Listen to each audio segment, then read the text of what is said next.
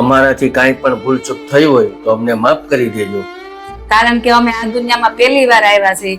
અમને આઈની સિસ્ટમની કાંઈ ખબર નથી. ગમે ત્યારે ગમે ને ખોટું લાગી જાય.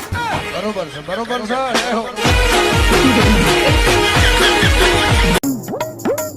તમને કહું, હા, હું 15 દિવસના પપ્પાના ઘરે પિયર રોકાવા ગઈ તો હા. તમને કેવું લાગ્યું અહીંયા? આજીવન જેલનો કેદી હોય ને એને 15 દિવસના જામીન મળ્યા હોય ને એને કેવું લાગે?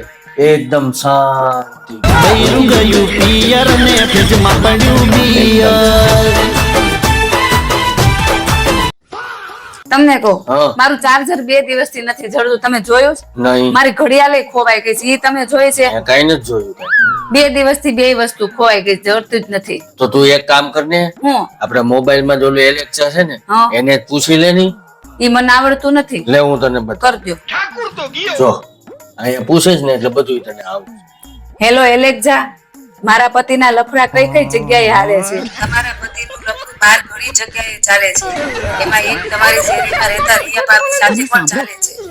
નહીં નહીં નહીં રોજ ધાબા ઉપર કબૂતરને દાણા નાખવાના બહાને એને મળવા પણ જાય છે. નહીં નહીં નહીં નહીં નહીં નહીં. Thank you Alexa. હવે તમે જોવો હું આ કબૂતરના પીછા કેવી રીતના ખેરું છું ઈ. નહીં નહીં નહીં નહીં નહીં નહીં નહીં. તારે તો મોબાઈલ ને ઓલું ચાર્જર ને ઈ ગોતવાનું હતું ને. ઈ તો હું તમારા બધા લફડા જાણવા હાટુ તમને પૂછતી હતી. તોડી નાખ્યો મને. અય હું તમને શું કહું, હા, વેવાણનો ફોન આવ્યો હતો શું કહેતા? કે લગ્ન નજીક આવી ગયા છે અને ખરીદી કરવા જાવ છો તો દીકરીને મોકલો એમ. હા તે વાંધો નહીં. અત્યારે સમય પ્રમાણે બધા જાય છે ને.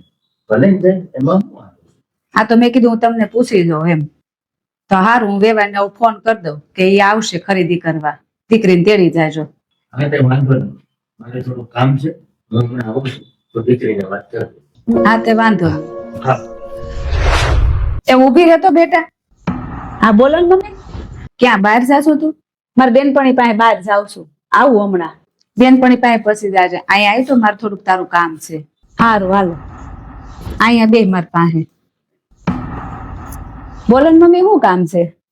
જો બટા, તાર હાહુન ફોન આવ્યો હતો કે લગ્નની ખરીદી કરવા જાવું છે ને એટલે દીકરીને મોકલજો. તો તું તૈયાર થઈ જાજે અને તારે એને હારે જવાનું છે. મારે છે ને તને એટલી જ સલાહ દેવી છે, એટલું જ કેવું છે કે અત્યારનો સમય છે ને એ દેખાદેખીનો છે, પણ આપણે એવું નથી કરવાનું. અત્યારે મોટા ભાગે બધી છોકરીઓ શું કરે છે કે પોતપોતાની બેનપણીઓ હારે છે ને દેખાદેખીનો વધાર કરે છે, પણ આપણે એ નથી કરવાનું. હારું મમ્મી, હું કોઈનું પણ જોઈને અને મારી બેનપણીનું કોઈનું જોઈને હું કોઈને વધાર નહીં કરું. મારી બેનપણી જો 10,000 ની હાડી આવી, લાંબો લાંબો હાર આવ્યો, કેટલી મોંઘી કટલેરી આવી, હું આવું લેવરાવું, પણ આપણે એવું નથી કરવાનું. વસ્તુ આપણે એવી જ લેવાની કે જેટલું એનું બજેટ હોય. બહુ મોંઘી મોંઘી વસ્તુ નહીં લેવરાવવાની. પછી તમે મોંઘી વસ્તુ લેવરાવો તો એ લઈ દે, એ નાય ન પાડે, એનું બજેટ ન હોય તોય લઈ દે. એને બીક હોય કે એમ છોકરાને હગાઈ તૂટી જાય તો, એટલે એ લઈ દે. એટલે ઈ લોકો બિચારા મૂંઝાય. પણ આપણે એવું કામ નથી કરવાનું. આપણે છે ને સમજી વિચારીને એના બજેટ પ્રમાણે વસ્તુ લેવરાવવાની.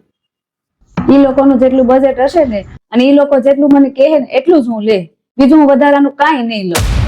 આ વાત ઉપર તમારું શું કેવું છે દોસ્તો? કોમેન્ટ જરૂર કરજો. જો તમને આ વિડીયો ગમ્યો હોય તો 10 પરિવારને શેર જરૂરથી કરજો.